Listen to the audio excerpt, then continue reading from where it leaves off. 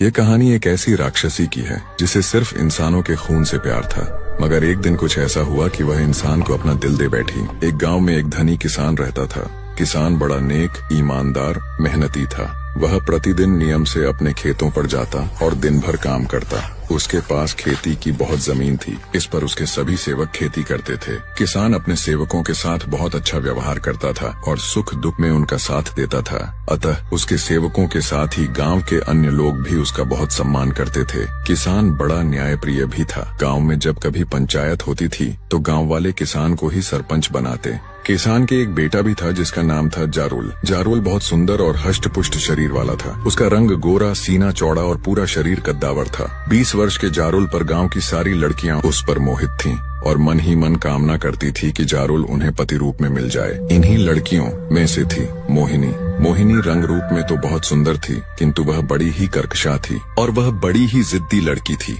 और मन में जो कुछ ठान लेती उसे पूरा करके ही दम लेती थी। मोहिनी कई साल से जारुल पर डोरे डाल रही थी, लेकिन जारुल इतना पत्थर दिल था कि उसने मोहिनी की ओर कभी आंखें उठाकर नहीं देखा। लेकिन मोहिनी तो मोहिनी थी। जारुल गांव की किसी भी लड़की पर ध्यान नहीं देता था। उसे तो एक सुंदर और शीलवान लड़की की तलाश थी जो इस गांव में नहीं थी। जारुल को पूरा विश्वास था कि एक दिन उसकी भेंट उसकी सपनों की रानी से कभी न कभी अवश्य होगी। लेकिन मोहिनी तो जारुल की दीवानी थी। वह किसी तरह जारुल को सिर्फ पा लेना चाहती थी।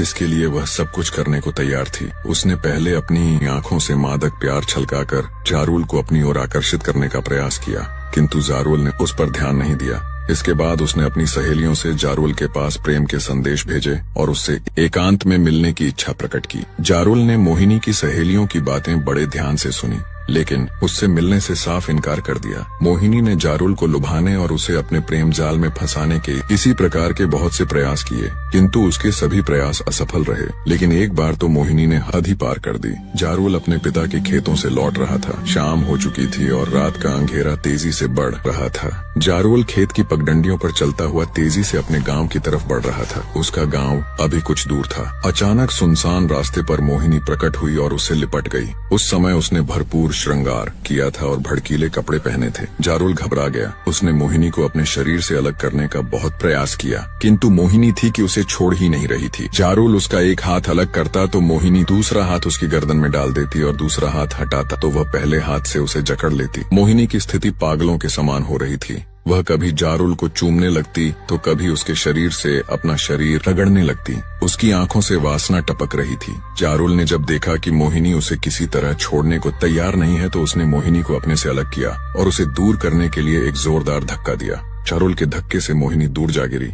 मोहिनी अपने रूप का यह अपमान सहन नहीं कर सकी और उसने उसी समय बदला लेने का निश्चय कर लिया। मोहिनी ने अपने कपड़े फाड़ लिए, बाल बिखेर लिए और जोर जोर से चिल्लाने लगी। मोहिनी जारुल पर अपनी इज्जत लूटने का आरोप लगा रही थी। मोहिनी की चीख पुकार सुनकर राह चलते गांव के कुछ लोग आ गए। सबने मोहिनी के अस्त व्यस्त फटे कपड़े, उसकी स्थिति देखी तो उन्होंने उसकी बातों पर विश्वास कर लिया। मोहिनी सुंदर तो थी ही और जारुल भी युवा था, अतः मोहिनी की चाल सफल हो गई। जारुल किसी से कुछ नहीं बोला और चुपचाप घर आ गया। रात भर में यह बात पूरे गांव में फैल गई। गांव में कुछ लोग ऐसे थे जो मोहिनी को अच्छी तरह जानते थे। इनमें मोहिनी की सहेलियों के घर वाले भी थे, जिनसे मोहिनी जारुल तक अपने प्रेम संदेश भिजवाती थी। ये लोग जारुल का पक्ष ले रहे थे, किंतु मोहिनी ने अपना जाल इस तरह फैलाया था कि गांव के अधिकतर लोग उसी का पक्ष ले रहे थे और जारुल को भला बुरा कह रहे थे। यह बात धनी किसान तक भी पहुंच चुकी थी। वह जारुल को अच्छी तरह जानता था, लेकिन वह सीधे सीधे अपने बेटे की कोई सहायता नहीं कर सकता था। ऐसे मामलों में हमेशा से जो होता रहा है वही हुआ और अगले दिन पंचायत बैठ गई। गांव वालों को धनी किसान पर पूरा विश्वास था। बेटे का मामला होते हुए भी उन्होंने धनी किसान को ही सरपंच बनाया। अगले दिन गांव के चौपाल पर पंचायत बैठी। इस पंचायत में गांव के सभी लोग एकत्रित हुए। मामला मोहिनी से जुड़ा हुआ था, अतः गांव की स्त्रियां भी इस पंचायत में बड़ी संख्या में आ गई थीं। पंचायत में एक तख्त पर 4 पंच बैठे थे और उनके बीच धनी किसान सरपंच बनकर बैठा था। हमेशा प्रसन्न रहने वाला धनी किसान आज हृदय से दुखी था। वह जानता था कि उसका बेटा जारुल निर्दोष है, लेकिन उसे पंचों की राय के अनुसार न्याय करना था। पंचों ने सबसे पहले मोहिनी को बुलाया और उसे सारी बातें बताने को कहा। मोहिनी सबसे पीछे बैठी थी। वह अपने स्थान से उठी और पंचों के सामने आकर फफक फफक कर रोने लगी। पंचों ने उसे ढांढस बंधाया और न्याय करने का आश्वासन दिया तथा निडर होकर सच्चाई बयान करने को कहा। मोहिनी कुछ देर चुपचाप खड़ी रही। इसके बाद उसने जारुल की तरफ संकेत करते हुए बताया कि वह शाम को दिशा मैदान से लौट रही थी। रात का अंधेरा धीरे धीरे बढ़ रहा था। ऐसे में न जाने कहां से जारुल आ गया और सुनसान क्षेत्र में अकेला पाकर उसे पकड़ लिया और बुरी नीयत उसके साथ छेड़खानी करने लगा। उसके मना करने पर वह क्रोधित हो गया और जोर जबरदस्ती पर उतर आया। उसने उसके कपड़े फाड़ डाले और इसके बाद मोहिनी ने आगे की बात जानबूझकर अधूरी छोड़ दी और पुनः उसने सिसकते हुए उन लोगों के नाम भी बता दिए जिन्होंने उसे पिछली रात अस्त व्यस्त हालत में देखा था। पंचों ने मोहिनी को बैठने के लिए कहा और एक एक करके उन लोगों को गवाह के रूप में बुलाना आरंभ किया जिन्होंने मोहिनी को अस्त व्यस्त स्थिति में देखा था। पहले गवाह ने बताया कि पिछले दिन जब वह अपने खेत से लौट रहा था तो उसे शाम हो गई थी और रात का अंधेरा बढ़ रहा था। इसी समय उसने देखा कि मोहिनी जमीन पर अस्त व्यस्त स्थिति में पड़ी थी और चीख चीख कर जारुल पर इज्जत लूटने का आरोप लगा रही थी। जारुल वहीं पास ही खड़ा था लेकिन कुछ बोल नहीं रहा था। पहले गवाह के बाद दूसरे, तीसरे और फिर चौथे गवाह को बुलाया गया। सभी के बयान पहले गवाह के समान थे। सभी ने एक ही बात बताई थी कि मोहिनी अस्त व्यस्त स्थिति में जमीन पर पड़ी थी और चीख चीख कर जारुल पर इज्जत लूटने का आरोप लगा रही थी। अंत में जारुल को बुलाया गया। वह अधिक कुछ नहीं बोला। उसने बस इतना कहा कि मोहिनी उसके पीछे बहुत दिनों से पड़ी थी, पर उस दिन तो मोहिनी ने सभी हदें पार करते हुए उससे लिपट गई। इस पर उसने उसे धक्का देकर अपने से अलग कर दिया। इसके बाद मोहिनी ने अपने कपड़े फाड़ डाले, बाल बिखेर लिए और चिल्लाने लगी। मोहिनी की बात की तो 4 लोगों ने गवाही दे दी, लेकिन जारुल को ऐसा करते हुए किसी ने नहीं देखा था। अतः उसकी बात सच साबित करने वाला एक भी गवाह नहीं था। जारुल ने अपनी बात भी इस ढंग से कही थी, पंचों को उस पर विश्वास नहीं हो रहा था। दूसरी तरफ मोहिनी की बातों में पंचों को सच्चाई दिखाई दे रही थी। मोहिनी ने झूठा आरोप लगाकर उसे गांव से निकलवाया था। मोहिनी समझती थी कि उसके आरोप से पंचायत उसका पक्ष लेगी और जारुल से उसका विवाह करवा देगी, लेकिन सब कुछ उलटा हो गया। जारुल उसके साथ ही पूरे गांव को छोड़कर चला गया। जारुल बहुत दुखी था। निरपराध होते हुए उसे गांव से निकाला गया था। वह भूखा प्यासा कई दिन और कई रात चलता रहा। जारुल अपने गांव से दूर, बहुत दूर चला जाना चाहता था। उसे अपने पिता गांव के धनी किसान से भी कोई लगाव नहीं रह गया था। उन्होंने भी उसके साथ न्याय नहीं किया। कई दिन यात्रा करने के बाद जारुल एक सुबह एक नदी के किनारे आ पहुंचा। जंगल के बीच बहने वाली इस नदी के किनारे कई चट्टानें रखी थीं और आसपास बहुत से फलदार वृक्ष लगे थे। जारुल को यह स्थान अच्छा लगा और उसने यहाँ कुछ समय ठहरने का निश्चय किया। उसने आसपास के वृक्षों के फल तोड़कर खाए और नदी का पानी पीकर एक चट्टान पर लेट गया। जारुल बहुत थका हुआ था, अतः लेटते ही उसे नींद आ गई। जारुल कब तक सोता रहा इसका उसे पता ही नहीं चला, लेकिन जब उसकी आंख खुली तो शाम हो चुकी थी और रात का अंधेरा तेजी से बढ़ रहा था। जारुल उठकर बैठ गया। जारुल की नींद खुली तो वह दोनों हाथ उठाकर अपनी थकान दूर करता है। तभी उसकी नजर पास में बैठे सर्प पर पड़ी जो उसे डसने वाला ही था। जारुल पहले तो डर गया, लेकिन फिर उसने बड़े ही फुर्ती के साथ सांप को पकड़ा और उठाकर फेंक दिया। इसके बाद जारुल फिर पेड़ के पास आकर खड़ा हो गया और जोरदार अगड़ाई लेता है। दिन भर सोने के कारण उसकी थकान उतर गई थी और अब वह अपने को तरोताजा अनुभव कर रहा था। जारुल से कुछ दूरी पर खड़ी एक दानवी उसे बड़े ध्यान से देख रही थी। दानवी का शरीर एक बड़े वृक्ष जैसा था और वह बहुत कुरूप थी। उसका पति एक लंबे समय के लिए बाहर गया हुआ था। उस दानवी को एक पुरुष की तलाश थी। ऐसे में जारुल को देखकर उसकी आंखों में चमक आ गई। दानवी बहुत बुद्धिमान थी। वह बहुत अच्छी तरह जानती थी कि एक कुरूप और विशालकाय दानवी को कोई प्यार नहीं करेगा। यह भी संभव था कि उसका रूप और विशाल आकार देखकर सामने वाला पुरुष भयभीत हो जाए और भय से उसके प्राण निकल जाएं। दानवी ने इस विषय में बहुत सोचा। अचानक उसके दिमाग में एक योजना आ गई। दानवी ने अपनी दानवी शक्ति से अपना रूप बदला और 16 वर्ष की सुंदर, रूपवान, गोरी और इकहरे शरीर वाली युवती बन गई। इस समय उसे जो भी देख लेता उस पर मोहित हो जाता। इसके साथ ही दानवी ने अपनी शक्ति से एक तेंदुआ उत्पन्न किया और बचाओ बचाओ चीखने लगी। जारुल अभी उठकर बैठा ही था कि उसके कानों से किसी युवती की बचाओ बचाओ की कातर आवाज टकराई। जारुल खड़ा हो गया। उसने अपने चारों ओर सावधान होकर दृष्टि दौड़ाई। जारुल ने जो कुछ देखा तो देखता ही रह गया। उसे कुछ दूरी पर एक अनिंद्य सुंदरी भयभीत खड़ी थी और एक कद्दावर तेंदुआ उस पर हमला करने जा रहा था। जारुल ताकतवर और साहसी था। उसने पल भर में तेंदुए से टकराने का निर्णय ले लिया और दौड़कर तेंदुए से जा भिड़ा। तेंदुआ बड़ा चालाक और ताकतवर था। वह जारुल पर पंजे मारने और उसका गला अपने मुंह में भरने का प्रयास कर रहा था और जारुल बड़ी फुर्ती से उसके वार बचा रहा था। दोनों में बहुत देर तक लड़ाई चलती रही। दानवी दूर खड़ी जारुल की बहादुरी देख रही थी। जारुल और तेंदुए को लड़ते लड़ते कई घंटे हो गए, लेकिन कोई भी अपनी हार मानने के लिए तैयार नहीं था। अचानक जारुल के हाथों में तेंदुए की पूंछ आ गई। उसने दोनों हाथों से तेंदुए की पूंछ पकड़ी और उसे चारों ओर के कई चक्कर घुमाकर एक ओर फेंक दिया। बेचारा तेंदुआ इसके लिए तैयार नहीं था। वह नदी के किनारे की एक चट्टान पर गिरा और एक ओर भाग निकला। तेंदुए के जाने के बाद जारुल ने दानवी की ओर देखा तो देखता ही रह गया। दानवी उसे स्वर्ग की अप्सरा के समान सुंदर लगी। वह सवांग सुंदरी थी और जारुल को प्यार भरी नजरों से देख रही थी। अचानक दानवी ने आगे बढ़कर जारुल से कुछ खाने पीने को आग्रह किया। जारुल ने मुस्कुराते हुए सिर हिलाकर अपनी स्वीकृति दे दी। दानवी ने जारुल का हाथ पकड़ा और उसे लेकर अपनी गुफा में आ गई। यह एक प्राकृतिक गुफा थी जो भीतर से बहुत साफ और आरामदायक थी। दानवी ने जारुल को पत्थर की शिला पर बैठाया और पत्ते पर रखकर अनेक स्वादिष्ट व्यंजन ले आई। जारुल को यह सब बहुत अच्छा लगा, किंतु उसने इस बात पर ध्यान नहीं दिया कि इस जंगली गुफा में इतने शानदार स्वादिष्ट व्यंजन कहाँ से आए। वास्तव में ये व्यंजन दानवी ने अपनी दानव शक्ति से मंगाए थे। जारुल के आग्रह पर दानवी ने भी खाने पीने में उसका साथ दिया। इसके बाद दोनों में प्रेम भरी बातें आरंभ हो गईं। बातें करते करते कब रात हो गई इसका उन्हें पता ही नहीं चला। रात में दोनों ने फिर थोड़ा बहुत भोजन किया और उसी चट्टान पर लेट गए। अगले दिन प्रातःकाल जब जारुल सोकर उठा तो उसका शरीर काफी थका हुआ था। उसे दानवी से अलौकिक सुख की प्राप्ति हुई थी। दानवी उससे पहले उठ गई थी और पास ही खड़ी उसे प्यार से देख रही थी। जारुल ने उसे संकेत से अपने पास बुलाया और लिपटा लिया। दानवी शर्माती हुई उसकी गोद में आ गई। इस समय उसे देखकर कोई यह कल्पना नहीं कर सकता था कि यह एक खूंखार बदसूरत दानवी है। जारुल और दानवी दोनों बहुत खुश थे। वे दिन में जंगल में इधर उधर घूमते और रात में जीवन का अलौकिक आनंद लेते। जारुल दानवी के प्यार में इतना डूबा हुआ था कि उसने उससे यह भी नहीं पूछा कि वह कौन है, यहाँ अकेली कैसे रहती है, स्वादिष्ट भोजन कहाँ से आते हैं। जारुल और दानवी सूरज निकलने के बाद देर से उठते। दानवी हमेशा जारुल से पहले उठ जाती। वह थोड़ा सा श्रृंगार करने के बाद जारुल को उठाती। कभी कभी जारुल अपने आप ही उठ जाता था, लेकिन जारुल हमेशा दानवी के बाद ही सोकर उठता था। इसके बाद दोनों थोड़ा बहुत खाते पीते और खुले जंगल में आ जाते। इस जंगल में बहुत सी प्राकृतिक गुफाएं, पर्वत, झरने और तरह तरह के पशु पक्षी तथा फल वाले वृक्ष थे। दोनों जंगल की सैर करते, किसी झरने अथवा नदी में नहाते, वृक्षों के फल खाते और रात का अंधेरा होने से पहले अपनी गुफा में लौट आते। इसके बाद दोनों गुफा के भीतर की चट्टान पर तरह तरह की प्रणय लीलाएं करते और सो जाते। धीरे धीरे कई महीने बीत गए। जारुल और दानवी बहुत खुश थे।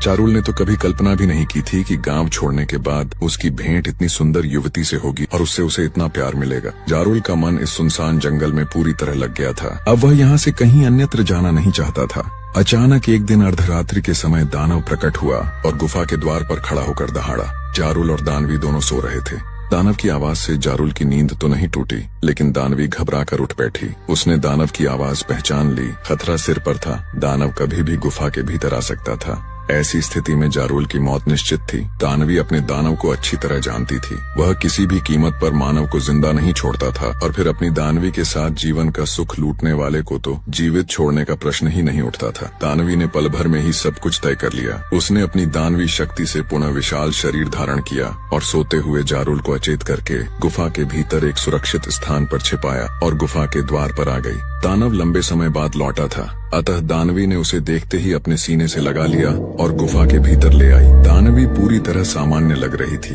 अतः दानव ने उस पर किसी प्रकार का शक नहीं किया और उससे थोड़ी बहुत छेड़खानी करने के बाद सो गया। दानवी अपने दानव के साथ कुछ समय तक लिपटी हुई इस प्रकार पड़ी रही मानो वह भी उसके साथ सो रही हो, किंतु वह सोई नहीं थी। जैसे ही दानव के गहरी नींद के खर्राटे बजने लगे, दानवी उठी और जारुल के पास पहुंच गई।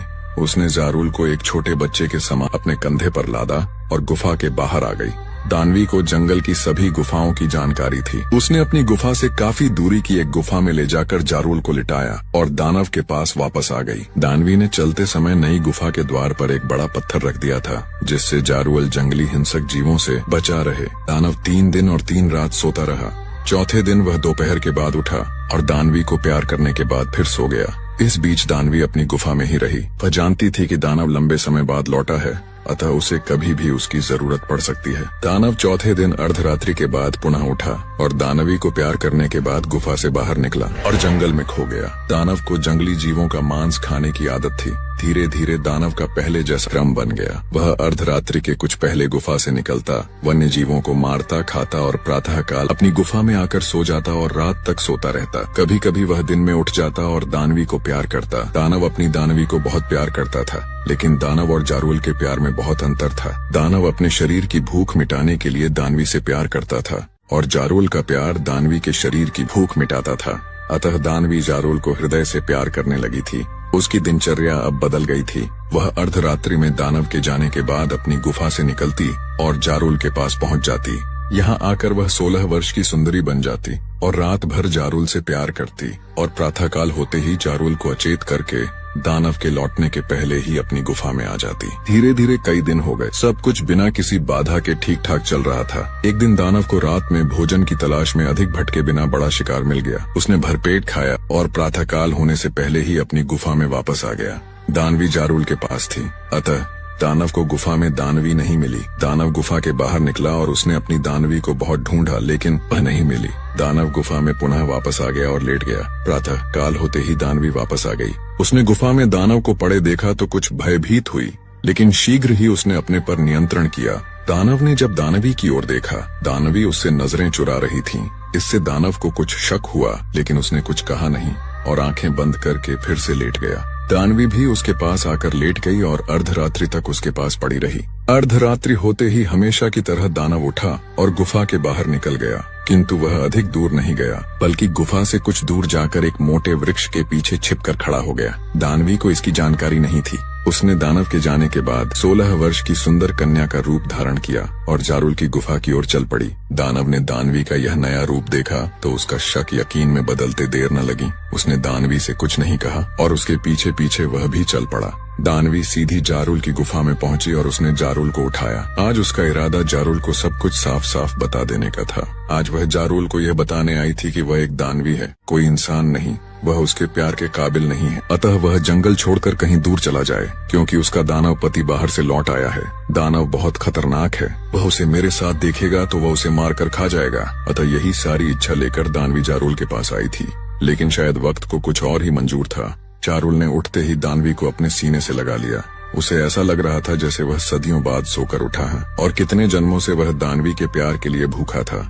वह राक्षसी से यह तो जानना चाहता था कि वह हर रोज उसको गहरी नींद में सुलाकर खुद कहाँ चली जाती है, पर मन था कि वह उसे प्यार करने लगा। दानवी के मन में भी यही सब सवाल जवाब थे कि वह जब जारुल को यह सब बताएगी तो क्या तब भी जारुल उसको इतना प्यार करेगा या उसे छोड़ देगा। लेकिन वह तो जारुल से सच्चा प्रेम करने लगी थी, अतः उसे अपने से ज्यादा अब उसकी जान की चिंता सताने लगी थी। दानवी ने यही सब सोचते हुए जारुल को अपने से अलग करने का प्रयास किया, किंतु जारुल उसे इस तरह जकड़े हुए था कि दानवी अपने को उससे छुड़ा न सकी और दोनों एक दूसरे के गले लगकर प्यार करते रहे। लेकिन गुफा के पास खड़ा दानव यह सब देख रहा था। उसे तो यह लग रहा था कि राक्षसी ने उसके साथ धोखा किया है, अतः वह इसी समय उन दोनों को मार देना चाहता था। लेकिन राक्षस भी अपनी राक्षसी पत्नी को बहुत प्यार करता था और वह चाहकर भी दानवी को नहीं मार सकता था। उसके क्रोध से उसकी आंखें लाल हो गईं और वह दहाड़ते हुए उसी समय वहां प्रकट हुआ और उन दोनों की ओर बढ़ा। दानव का उग्र और भयानक रूप देखकर दानवी और जारुल दोनों के होश उड़ गए। दानव बहुत क्रोध में था और कुछ भी कर सकता था। अचानक दानवी के मन में न जाने क्या आया कि उसने दानवी का विशाल रूप धारण किया और जारुल को कंधे पर लादकर गुफा के बाहर आ गई। जारुल ने दानवी का यह असली रूप देखा तो वह बेचारा डरा हुआ आश्चर्य से देखता रह गया। उसे दानवी की यह प्रेम कहानी अब कुछ कुछ समझ में आने लगी कि क्यों वह उसे अचेत कर गुफा से गायब हो जाती थी और वह इतने स्वादिष्ट व्यंजन इस जंगल में कहां से लाती थी। दानवी जारुल को लिए हुए जंगल में भागते हुए चली जा रही थी। वह जारुल को इस जंगल से बहुत दूर ले जाना चाहती थी, जहां उसका दानव पति कभी भी पहुंच न सके। लेकिन शायद दानवी ये भूल गई थी कि दानव ने सब कुछ देख लिया था और वह अब किसी भी हालत में जारुल को जीवित नहीं छोड़ने वाला था। अतः दानवी के पीछे पीछे दानव भी गुफा के बाहर आ गया और दानव दानवी से ज्यादा शक्तिशाली था। वह उड़ते हुए दानवी के सामने प्रकट हो गया और जोर जोर अट्टहास करने लगा और दानवी के हाथों से जारुल को छीनने का प्रयास करने लगा। अतः जब दानवी को लगा कि वह जारुल को लेकर कहीं भी भाग नहीं सकती और यदि जारुल दानव के हाथ लग गया तो वह उसे मार डालेगा, तो दानवी ने जारुल को एक और हवा में उछाल दिया। जारुल दानव से कुछ दूर जमीन पर जा गिरा, लेकिन गिरने के पहले ही दानवी ने उसे अपनी दानवी शक्ति से एक वृक्ष बना दिया, क्योंकि अगर जारुल जमीन में गिर जाता तो शायद उसकी मृत्यु हो जाती और दानवी अपने ही प्यार की हत्यारण हो जाती और शायद इस कलंक से वह अपने आप को कभी भी माफ नहीं कर पाती। और इधर अगर गलती से जारुल राक्षस के हाथों में लग जाता तो वह उसे मार देता। इसलिए दानवी ने जारुल को एक वृक्ष बना दिया। लेकिन दानव का क्रोध अभी शांत नहीं हुआ था। वह वृक्ष बने जारुल की ओर बढ़ा। उसका इरादा इस वृक्ष को तहस नहस कर डालने का था। दानवी ने दानव को वृक्ष की ओर बढ़ते देखा तो उसके पैर पकड़ लिए और गिड़गिड़ाने लगी। दानव अपनी दानवी को बहुत प्यार करता था, अतः उसने वृक्ष बने जारुल को अभयदान दे दिया और दानवी को भी माफ कर दिया। इसके बाद दोनों ने वह जंगल छोड़ दिया और नए जंगल में जाकर रहने लगे। लेकिन शायद दानवी जारुल के प्यार को कभी भूल नहीं पाई। वह अभी भी बरसात का मौसम आरंभ होते ही अपने जारुल के पास आती है और अपनी दानवी का आलिंगन करते ही जारुल खुशी से झूम उठता है। दोस्तों, अगर यह कहानी आपके दिल को छू गई हो तो वीडियो को लाइक और चैनल को सब्सक्राइब